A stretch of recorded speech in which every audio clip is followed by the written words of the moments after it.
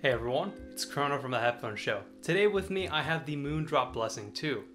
Let's check it out.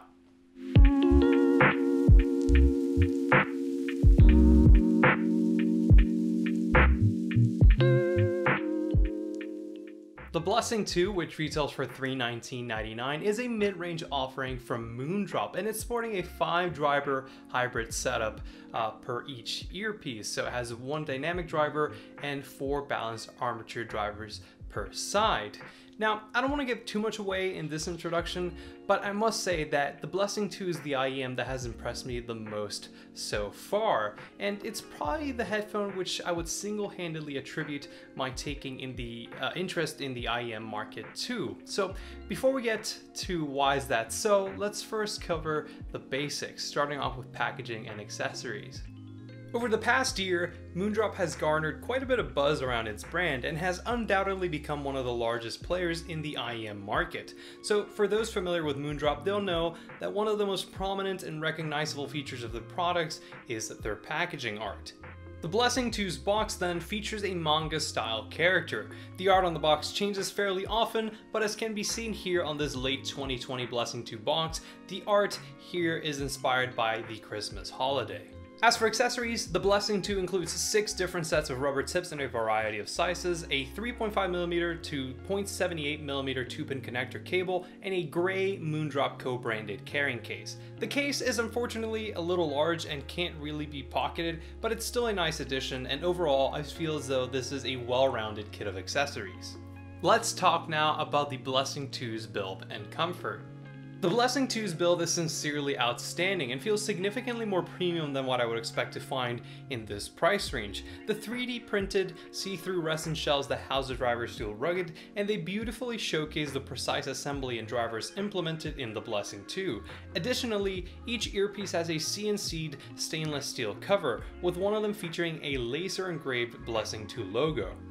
For comfort, the Blessing 2 is excellent. Admittedly, they're a little on the heavier side, but I was never afraid that they would fall out, and I found that the mold for the chassis seemed to closely resemble the shape of the ear, so it never applied any unnecessary pressure, and it made them very comfortable to wear.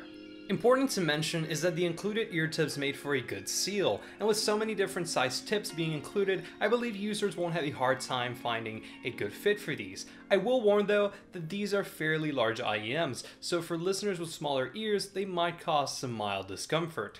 Alright, so now let's talk about sound, and as I mentioned earlier, the Blessing 2 is the IEM that has truly impressed me the most so far, and whilst its technical performance doesn't really wow me, its tuning and tonality certainly does. For my taste and preferences, the Blessing 2 has one of the most well-balanced, neutral tonalities I've heard, not just from an IEM, but from all headphones that I've listened to. For me, its sound signature is a very natural one, with press and bass response, lush mids, and pretty smooth treble. The bass on the Blessing 2 sounded to me as though it was just very slightly boosted, particularly under 120Hz as it headed into the sub-bass region, and I found this slight bump here to be a very nice addition, as it was a very modest one that just helped in rounding out the Blessing 2's bass response, adding a touch of warmth, a very slight one, and it also just kept the lows from feeling lean. So overall, I found the Blessing 2's bass to be adequately textured, and it was accurate in reproducing the lower registers.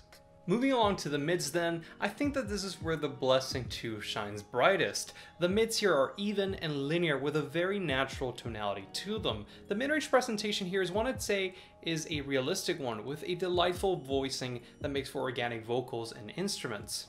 The mid-range is where I usually have the most nitpicks, but there's honestly not much for me to comment on when it comes to the Blessing 2's mids. They're just very well tuned with proper body and presence. Then lastly for the highs, the treble region on the Blessing 2 I personally find to be quite warmed and somewhat reminiscent of that of the HD650. There is one slight deviation present in this part of the frequency response though, and to me it sounds as though it's around 5K.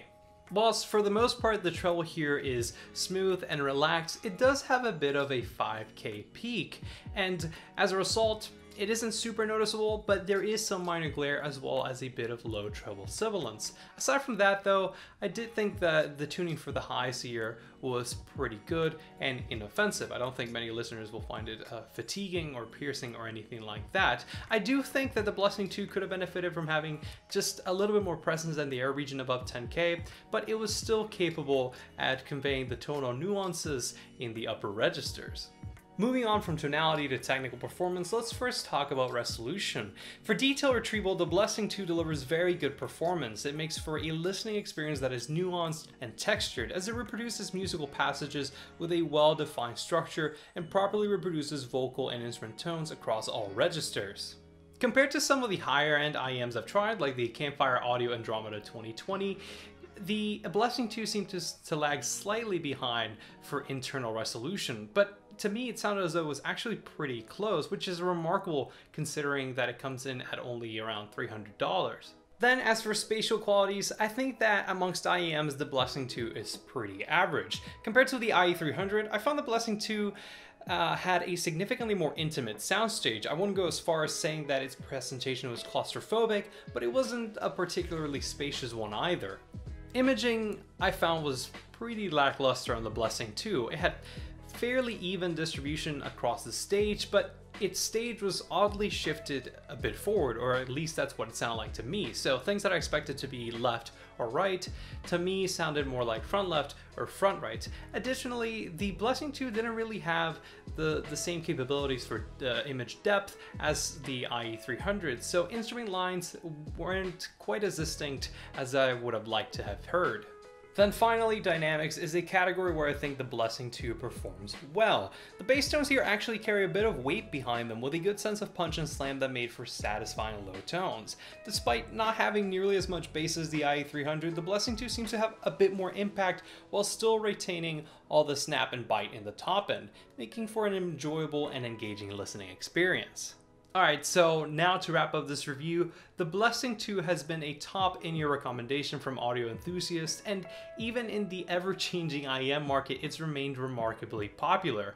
After having had the opportunity to listen to them myself, I can kind of begin to see why this set in particular has garnered so much praise and hype over the past years since its release.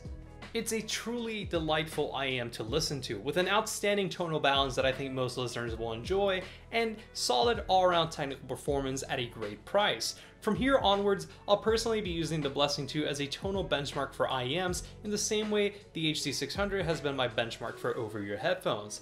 I think that at this point it goes without saying, but the Moondrop Blessing 2 gets a very strong recommendation from me. And if, like me, you're fairly new or just entering the IEM market, this is the perfect place to start.